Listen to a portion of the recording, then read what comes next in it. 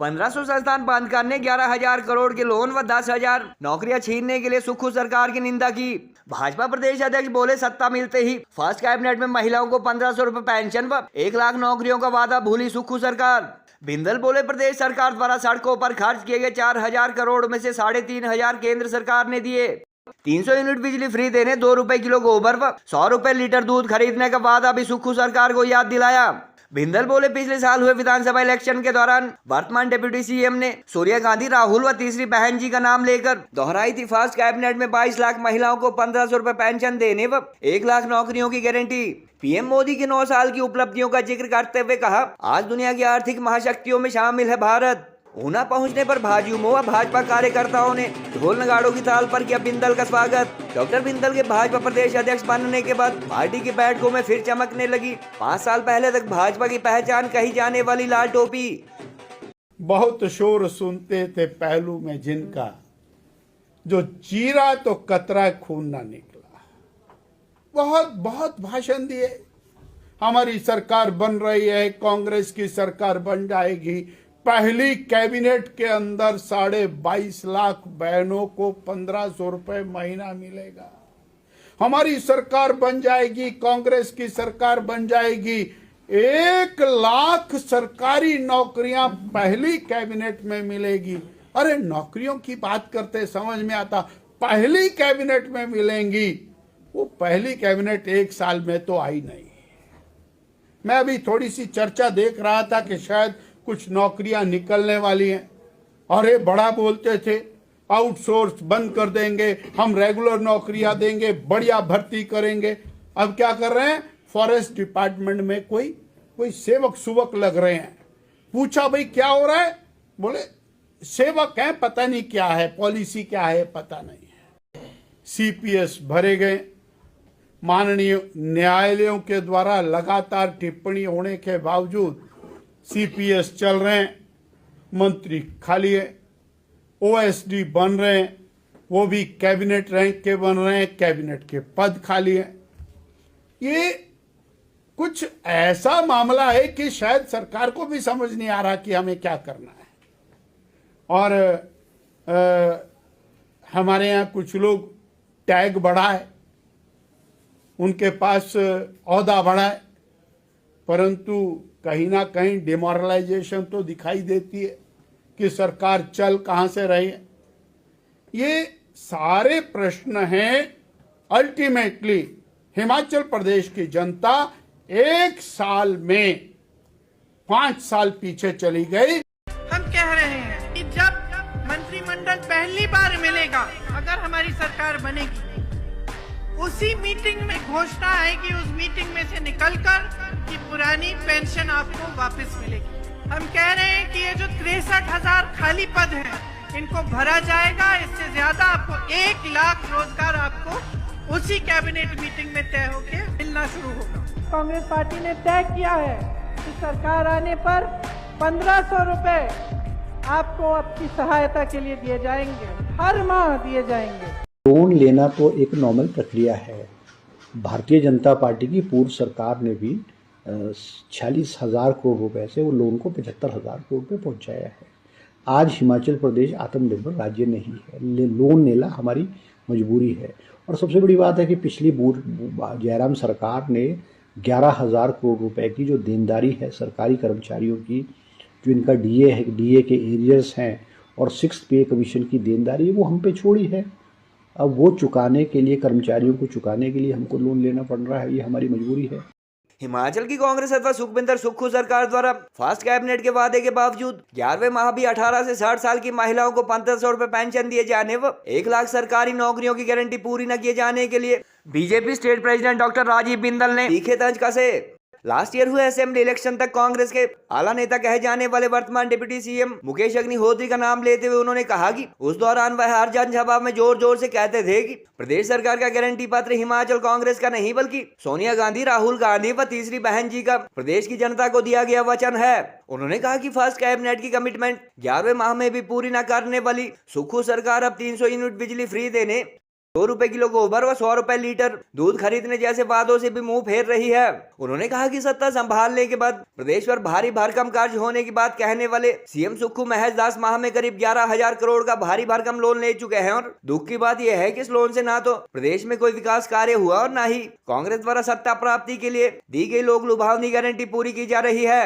बिंदल ने कहा कि विदाउट डेवलपमेंट प्रदेश को कर्जे में डुबो रही सरकार द्वारा 1500 के करीब संस्थान बंद किए जाने व 10,000 के लगभग आउटसोर्स कर्मचारियों को नौकरी से निकाले जाने जैसे जन विरोधी निर्णयों से भी प्रदेश की जनता दुखी हो चुकी है।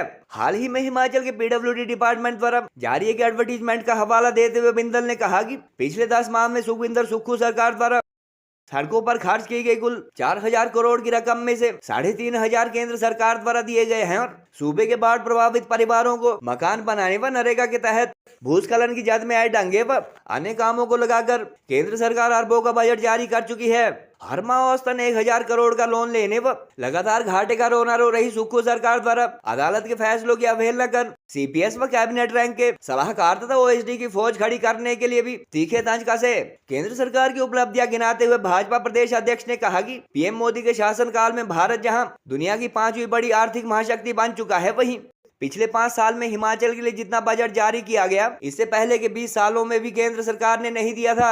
उन्होंने कहा कि हिमाचल में केंद्र सरकार के बजट से बन रहे NH 4 लेन व PMJSY की सड़कों की जहां हर आदमी द्वारा सराहना की जा रही है, वहीं प्रदेश सरकार की कुछ सड़कों के जहां गड्ढे भी मिट्टी से भरे जा रहे हैं, वहीं कई जगहों पर बरसात का मलबा तक नहीं हटाया गया। ऊना में पत्रकारों से बातचीत करते हुए डॉक्टर बिंदल ने प्रदेश में बिगड़ती लॉ एंड ऑर्डर सिचुएशन पर भी सवाल उठाए और हिमाचल पुलिस के DGP मामले में हाईकोर्ट द्वारा संज्ञान लिए जाने पर भी राज्य सरकार को सीख लेने की नसीहत दी।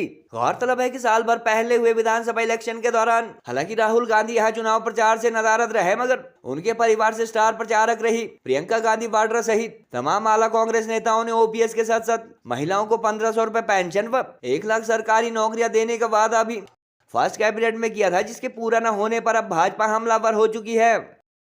वो यूरिया, वो और खाद जो ब्लैक में मिला करती थी, जिसके लिए लड़ाइयां होती थी, झगड़े होते थे, नीम कोटेड यूरिया बना करके उसकी ब्लैक को पूरी तरह खत्म कर दिया। यही नहीं, जब दुनिया के अंदर और आर्टिफिशियल खाद का रेट बहुत बढ़ा, भारत ने अपनी सब्सिडी को 4 टाइम बढ़ाने का काम किया ताकि किसान के ऊपर किसी प्रकार का बोझ ना पड़े। यह पहला अवसर है जब दालों की MSP डिसाइड हुई, MSP में बढ़ोतरी हुई और 9 सालों में भारत को 5वें पायदान के ऊपर लाकर के खड़ा कर दिया, यानी दुनिया की आर्थिक महाशक्तियों के बराबर लाकर के खड़ा कर दिया।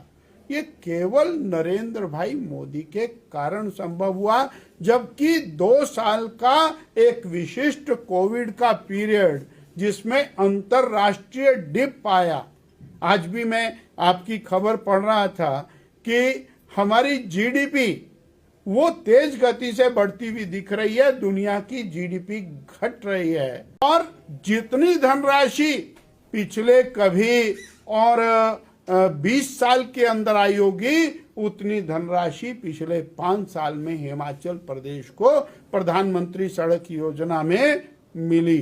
अर्थात इंफ्रास्ट्रक्चर डेवलपमेंट के अंदर हम तेज गति से आगे बढ़े। 2 दिन पहले मैंने अभी वर्तमान सरकार का एक एडवर्टाइजमेंट आपकी मीडिया में देखा और उसके अंदर 2700 करोड़ रुपए की प्रधानमंत्री सड़क योजना और कुल टोटल एडवर्टाइजमेंट 4,000 करोड़ का है, जिसमें 3500 करोड़ इंफ्रास्ट्रक्चर का केंद्र की सरकार के द्वारा दिया गया है। पहली कैबिनेट के अंदर 22.5 लाख बहनों को 1,500 रुपए महीना मिलेगा। हमारी सरकार बन जाएगी, कांग्रेस की सरकार बन जाएगी, 1 लाख सरकारी नौकरियां पहली कैबिनेट में मिलेगी। अरे नौकरियों की बात करते समझ में आता, पहली कैबिनेट में मिलेंगी। वो पहली कैबिनेट 1 साल में तो आई नहीं। मैं अभी थोड़ी सी चर्चा देख रहा था कि शायद कुछ नौकरियां निकलने वाली हैं। अरे बड़ा बोलते थे, आउटसोर्स बंद कर देंगे, हम रेगुलर नौकरियां देंगे, बढ़िया भर्ती करेंगे। अब क्या कर रहे हैं, फॉरेस्ट डिपार्टमेंट में कोई सेवक सुवक लग रहे हैं। पूछा भाई क्या हो रहा है, बोले सेवक है, पता नहीं क्या है, पॉलिसी क्या है पता नहीं है, कोई पॉलिसी नहीं है।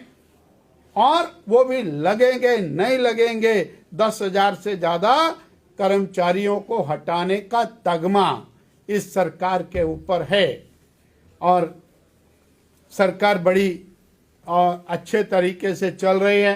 एक साल में 3 मंत्रियों के पद खाली है, सीपीएस भरे गए, माननीय न्यायालयों के द्वारा लगातार टिप्पणी होने के बावजूद सीपीएस चल रहे हैं, मंत्री खाली है, ओएसडी बन रहे हैं, वो भी कैबिनेट रैंक के बन रहे हैं, कैबिनेट के पद खाली है।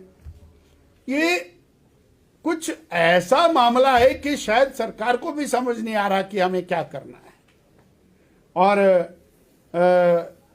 हमारे यहाँ कुछ लोग टैग बढ़ा है, उनके पास औहदा बढ़ा है, परंतु कहीं ना कहीं डिमोरलाइजेशन तो दिखाई देती है कि सरकार चल कहां से रही है। ये सारे प्रश्न हैं।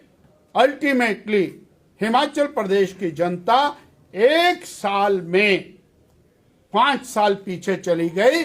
जिस तेज गति के साथ हमारी भारतीय जनता पार्टी की पूर्व सरकार, जयराम ठाकुर की सरकार विकास कार्य कर रही थी, वो सब स्टैंड स्टिल हो गया। और आज सवाल केवल लॉ एंड ऑर्डर के ऊपर उठ रहे हैं, हत्याएं हैं, खून है, बलात्कार है, ये लगातार बढ़ते हुए हमको दिखाई देते हैं। क्या किया आपने 1 साल में? आपने कहा हम गोबर खरीदेंगे, वो किसान बेचारा इंतजार कर रहा है कि मेरा कल्याण कब होगा, वो कुछ भी नहीं हुआ। जयराम जी 125 यूनिट बिजली फ्री दे रहे थे बीजेपी की सरकार, आपने कहा हम 300 देंगे, जनता को आपने आकर्षित किया, सरकार बना ली, उसके बाद जय श्री राम। पीडब्ल्यूडी विभाग का वो एडवर्टाइजमेंट है, लगभग 4,000 करोड़ रुपए की खर्चे का वो एडवर्टाइजमेंट है, जिसमें 3,500 करोड़ केंद्र सरकार से आया। मैं तो खुद इनसे सवाल करता हूं कि प्रदेश की सरकार ने क्या खर्चा किया अभी तक। प्रदेश की सरकार ने एक भी आदमी को नौकरी पर नहीं रखा। प्रदेश की सरकार ने 10,000 लोगों को नौकरी से निकाल दिया। प्रदेश की कांग्रेस सरकार ने 1,500 संस्थान बंद कर दिए, एक भी संस्थान आपने खोला नहीं। तो प्रदेश की सरकार ने क्या किया? और बहुत आपने कहा था कि पिछली सरकार ने कर्जा ले लिया, तो आपने तो 11,000 करोड़ का कर्जा 10 महीने में ले लिया। 60 महीने में 60,000 करोड़ का कर्जा चढ़ेगा। 2022 के अंदर माननीय उप मुख्यमंत्री जी के बयान है, मैं आपको सुना देता हूं, नहीं तो आप अपने कैमरे में से निकाल लीजिए। और उसके अंदर उन्होंने कहा पहली कैबिनेट ये कांग्रेस की गारंटी है, ये और सोनिया जी की गारंटी है, ये राहुल जी की गारंटी है, और वो तीसरी बहन जी हैं उनकी भी गारंटी है, और हम उनकी गारंटी के साथ खड़े हैं। तो अरे भैया, तब तो क्या कर रहे थे? तब तो राजनीति, ठेठ राजनीति कर रहे थे। और राहत और पुनर्वास का सवाल है तो सरकार बनाई है तो जनता की सेवा तो करनी पड़ेगी, और वो नहीं कर रहे हो आप। और जब माननीय उच्च न्यायालय सारी चीजों की समीक्षा कर रहा है, इसलिए हमारा उसके ऊपर किसी भी प्रकार का और बयान देना उचित नहीं बनता। और ये भी प्रदेश की सरकार को चिंतन करना पड़ेगा कि इस छोटे से मामले के अंदर भी माननीय उच्च न्यायालय को हस्तक्षेप करना पड़ा है। ये स्वयं एक प्रश्न है होम मिनिस्ट्री के ऊपर कि होम मिनिस्ट्री क्या कर रही है। घर से दूर होकर भी दिल को हमेशा यह एहसास रहता है, उनका प्यार और फिक्र हमेशा मेरे साथ रहता है।